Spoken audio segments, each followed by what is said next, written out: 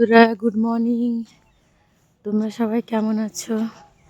আমি তো morning walk করতে বেরিয়ে গেছি।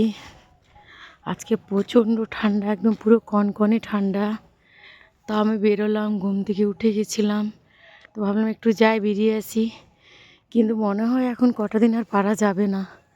প্রচণ্ড ঠান্ডা লাগছে, কিন্তু কি সুন্দর ভালো লাগছে। দেখো, তোমাদেরকে চারদিকটা দেখাই, ভালো লাগছে।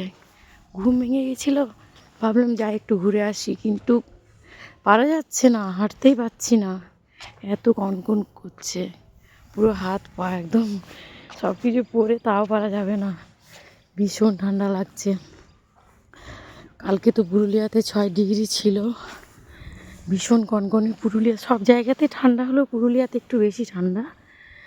তাও বেরিয়ে গেছি আমি, দেখি কালকে যদি পারি আসবো, তা নাহলে আসবো না কয়েকটা দিন। এখন কয়েকটা দিন না এলেই ভালো। কালকে বেরোলাম, মাথা যন্ত্রণা করতে শুরু হলো, আবার পেন কিলার নিতে হলো দুপুরবেলাতে। ঠান্ডা লেগে যাচ্ছে,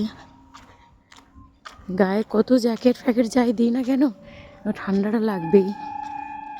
অসম্ভব ঠান্ডা পড়েছে, চারিদিকেই পড়েছে, কিন্তু মনে হয় পুরুলিয়াতে একটু বেশি। মনে হয় না, পুরুলিয়াতে সবসময় বেশি থাকে। কিন্তু দেখো কত ভালো লাগছে, কত ভালো লাগছে, শুধু দেখো কি সুন্দর লাগে চারিদিকটা দেখতে। বাড়ি থেকে অনেকটা চলে এসেছি আমি।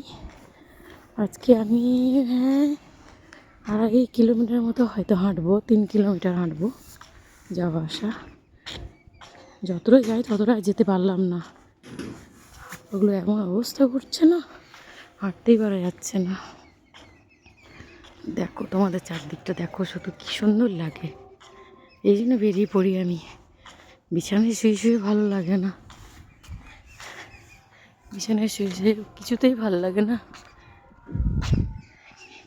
এখন কটা বাজছে? এখন 6:30 বাজে, তাও এই অবস্থা। 6:30 বাজে, তাও এই অবস্থা। বাসগুলো আসছে, গাড়িগুলো এখন ঠান্ডাতে একটু সব লেটে চলছে। ভালো থেকো তোমরা সবাই, টাটা।